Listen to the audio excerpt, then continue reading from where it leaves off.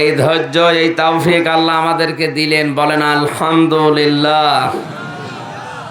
তাফসীরুল কোরআন মাহফিল লিখে দিয়েছেন, আমরা তাফসীর আকারে সূরা মুনাফিকুন থেকে 3টা আয়াত পড়েছি। আয়াতের আলোকে বিশ্বনবীর লক্ষ লক্ষ হাদিস থেকে একটা হাদিসের টুকরা পড়েছি। এখান থেকে কথা বলার চেষ্টা করব ইনশাআল্লাহ। দরুদ আর সালাম পড়ছি মুহাম্মদুর রাসূলুল্লাহ সাল্লাল্লাহু আলাইহি ওয়াসাল্লামের প্রতি, যার আনিত আদর্শ পেয়ে আমরা খুশি তো ইনশাআল্লাহ। মান যাকা তামাল ঈমান মান রাদিয়া বিল্লাহি রাব্বা ওয়া বিইসলামি দীনা ওয়া বিমুহাম্মদ সাল্লাল্লাহু আলাইহি ওয়াসাল্লাম নাবিয়্যা ওয়া রাসূলা, রাহু মুসলিম। নবীজির আপন চাচা হযরতে আব্বাস রাদিয়াল্লাহু তাআলা আনহু বর্ণনা করে, আল্লাহর নবী বলেন, ওই লোকটা ঈমানের স্বাদ পেয়েছে, মজা পেয়েছে, যে লোকটা আল্লাহকে রব বলে খুশি আছে। আল্লাহকে যারা রব বলে খুশি আছে, এরা মনে টিকে থাকতে পারে। তামাম দুনিয়া একদিকে গেলেও তার অন্তরে আর কোনো ভয় থাকে না। এমনকি জেলখানা, ফাঁসির রশি পর্যন্ত তার কাছে চা নাস্তার মতো মনে হয়। আমরা অনেকের মুখে এরকম কথা এদেশে শুনি নাই, যারা আল্লাহকে রব বলার পরে সত্যিই টিকে আছে। যত জুলুম নির্যাতন হোক, সবগুলো তাদের সকালবেলা চা আর পানির মতো। 2 নম্বরে যে মানুষগুলো পৃথিবীতে ইসলামকে জীবন ব্যবস্থা পেয়ে খুশি আছে। ইসলাম শুধু ধর্ম নাকি না, Islam is the complete code of life. এটা মানব জীবনের জন্য পূর্ণাঙ্গ জীবন ব্যবস্থা।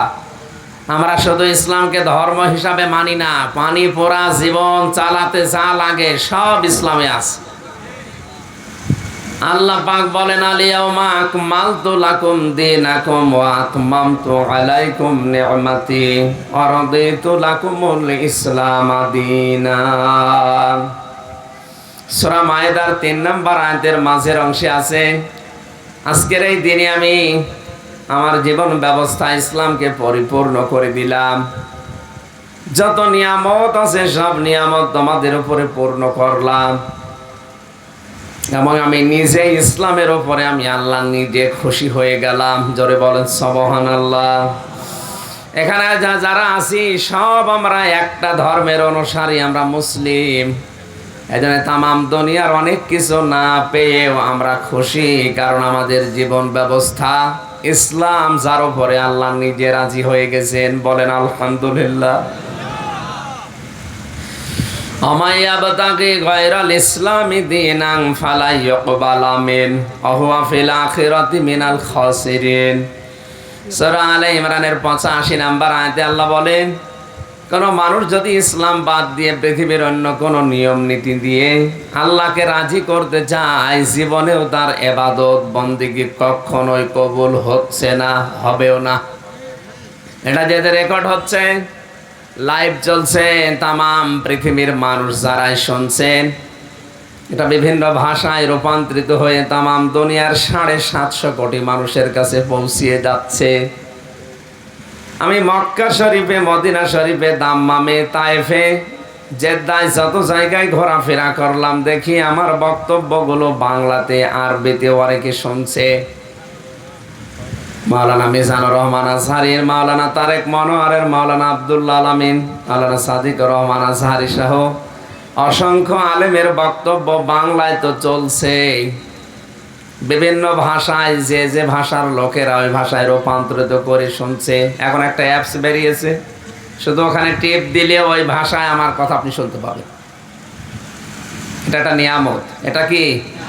আজকে আমি এই 2000 বা 5000 লোকের সামনে কথা বলছি না, এখন আমার সামনে 750 কোটি মানুষ। এই প্রজেক্টর বা এই স্যাটেলাইটের মাধ্যমে যে ব্যবস্থা আল্লাহ আমাদের হাতের দোরগোড়ায় এনে দিলেন, এটা নিয়ামত মনে করছি। এটা যেন খারাপ কাজে আমরা ব্যয় না করি, ভালো ভালো কাজে ব্যয় করি, ইসলাম প্রচারের কাজে।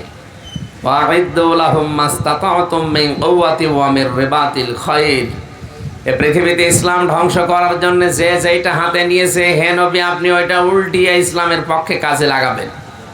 সুতরাং আজ যে যেইটা ইসলামের পক্ষে কাজে লাগাচ্ছেন, আমরা মুসলিম হিসাবে ওইটাই উল্টিয়ে ইসলামের পক্ষে কাজে লাগাবো ইনশাল্লাহ। এরকম অনুষ্ঠান করে অনেকে গানের আয়োজন করে না, এ কথা বলেন। সিনেমা নিয়ে থিয়েটার, নাটক, নভেলের আয়োজন করে, উলঙ্গ নাচ দেখায়। সেখানে আপনাদের এলাকার অভিভাবক যিনি নাসির মেম্বার ভাই, কোরআনে কারিমের এই জান্নাতের বাগান আপনাদেরকে নিয়ে সাজিয়ে এ কাজটা খারাপ করেছে। বলেন বলেন। রমজান মাসে অন্য মাসের চাইতে 70 গুণ সওয়াব বেশি হয়। সুতরাং আজকের এই মাহফিলটা 70টা মাহফিলের চাইতেও আল্লাহর কাছে উত্তম। যে আল্লাহ ইনাকে এই ভালো কাজ করার মন মানসিকতা, ধৈর্য এবং উদ্যোগ নেওয়ার তৌফিক দিলেন, এই ওসিলায় আল্লাহ তার বাবাকে যেন কবরে জান্নাত দিয়ে দেন। এলাকায় যত কবরবাসী আছে সবার কবরের আযাব আজকের এই আলোচনার মাধ্যমে আল্লাহ যেন মাফ করে দেন। কক্সবাজারবাসী এই জন্য সারা পৃথিবীর মানুষ আমার সামনে নিয়ে বলছে, আমি এরকম মন নিয়েই কথা বলছি। ইসলাম বাদ দিয়ে যে যেইভাবে চেষ্টা করছেন আল্লাহকে রাজি করার, কখনো আল্লাহ রাজি হবেন না। এমনকি আপনার জীবনের কোনো ইবাদত বন্দিগি কবুল হচ্ছে না, হবেও না। আয়াতের শেষের কথা বড় মারাত্মক, হুয়া বিল আখিরাতি মিনাল খাসিরিন। ওই লোকটা সবচাইতে বড় ক্ষতিগ্রস্ত হবে আখিরাতে। জোরে বলেন নাউজুবিল্লাহ। কোন মানুষের আখিরাত যদি নষ্ট হয়ে যায় ওর দুনিয়া ঠিক থাকবে? বলেন বলেন। এই জন্য ইসলামকে আমরা যারা জীবন ব্যবস্থা হিসাবে পেয়ে খুশি আছি, সত্যি আমরা ঈমানের স্বাদ পেয়েছি। সারাটা জীবন মিষ্টি যদি আপনার সামনে রেখে বলা হয় কেমন স্বাদ, না খেলে টের পাবেন? বলেন বলেন। আল্লাহকে রব পেয়ে যারা সত্যিই খুশি আছে, ইসলামকে জীবন ব্যবস্থা পেয়ে যারা সত্যিই খুশি আছে, মুহাম্মদুর রাসূলুল্লাহকে যারা নবী পেয়ে, রসুল পেয়ে খুশি হয়ে গেছে। নবী মানে সংবাদ বাহক, তার মাধ্যমে যত সংবাদ আছে এগুলো মেনে নিয়ে বাস্তব জীবনে প্র্যাকটিক্যাল লাইফে সেট করার নাম খুশি হওয়া। আর রাসূল মানে, রাসূল শব্দের শাব্দিক অর্থ হচ্ছে এই পৃথিবীতে আল্লাহর যে বাণীগুলো আল্লাহ রাব্বুল আলামিন তার উপরে যে রিসালাতের যে দায়িত্ব দিয়েছেন, কোন দিকে না তাকিয়ে আল্লাহর দিকে তাকিয়ে যারা পালন করে, এজন্য 511 জন মাত্র রসুল ছিলেন এই দুনিয়ায়, আর বাকি সব লক্ষ লক্ষ নবী পাঠিয়েছিলেন আল্লাহ। এই 511 জনের ভেতরে আমাদের নবী মুহাম্মদুর রাসূলুল্লাহ সর্বশ্রেষ্ঠ নবী এবং রসুল। তাকে পেয়ে আমরা খুশি। এই তিনটা বিষয় যারা পাবে, হযরতে আব্বাস নবীজির কথা নকল করে বলেন, সে লোকটা ঈমানের স্বাদ পেয়েছে। মিষ্টি খেলে যেমন স্বাদ বোঝা যায়, ঈমান যদি আপনার থাকে আর এই তিনটা বিষয় যদি দুনিয়ায় মানতে পারেন, মাস্ট বি আপনি ঈমানের স্বাদ পাবেন। ওই আল্লাহ আমাদেরকে হাদিসের উপরে আমল করার তৌফিক দিন, বলেন আমিন। সূরা মুনাফিকুন থেকে 3টা আয়াত পড়েছি। কোন সূরা? সবাই বলে।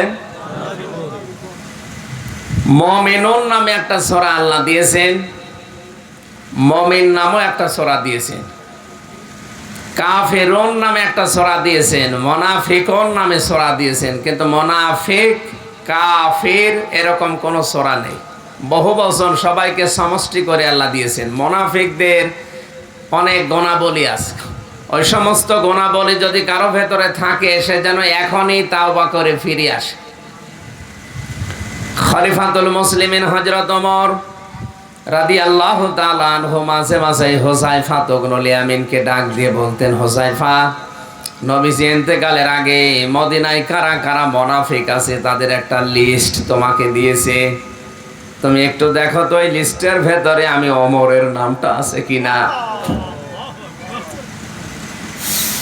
অথচ তাদের জীবনের ইবাদতের পরীক্ষা নবী নিজে নিয়েছেন। তারা প্রতিটি ইবাদতে ফার্স্ট ক্লাস ফার্স্ট হয়েছে, পাস করে গেছে। আলেমে থাকতে হাদিসটা পড়েছিলাম।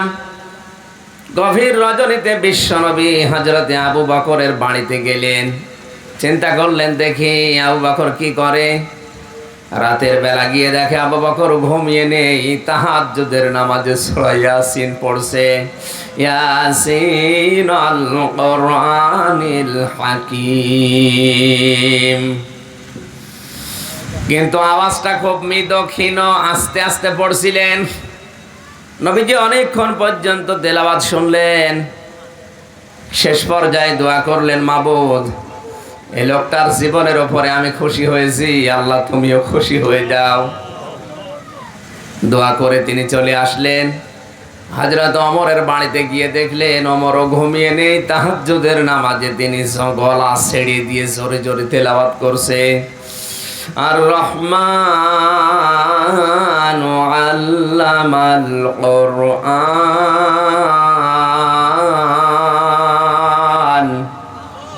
খালাকাল ইনসানা আল্লামাহুল বায়ান। অনেকক্ষণ পর্যন্ত তেলাওয়াত শুনলেন। নবীজির মনটা ভরে গেল। ডাক দিয়ে বলে, মালিক, এই লোকটা ছিল টপ টেরর, মাস্তান। এই লোকটার নাম শুনলে মানুষ ভয় পেত, অথচ আজকে তাহাজ্জুদের নামাজে তোমার সামনে দাঁড়িয়ে তেলাওয়াত করছে। তুমি তার জীবনে বরকত দাও, তার আগে পেছনের অপরাধ মাফ করে খুশি হয়ে যাও। দোয়া করে নবীজি গেলেন মসজিদে নববীতে। এই 4টা দিন মসজিদে নববীতে নামাজ আদায় করে আমার মনে হচ্ছে আমি নবীজির পেছনে নামাজ পড়ছিলাম। পৃথিবীর এমন কোন সৌন্দর্য নেই যে মসজিদে নববীতে নেই। পৃথিবীর এমন কোন সৌন্দর্যের কথা আমার মনে নেই যে এখানে গেলে আমি ভুলে যাই না। বহু জিনিস দেখেছি, কিন্তু মসজিদে নববীতে প্রবেশ করলে আমার এই জ্ঞানে যতটুকু মনে হয়, আমার এই চোখে তামাম পৃথিবীর সৌন্দর্যের চাইতে মনে হয় কাবা শরীফ আর মসজিদে নববী সব চাইতে সুন্দর, জামিল। বলেন সুবহানাল্লাহ।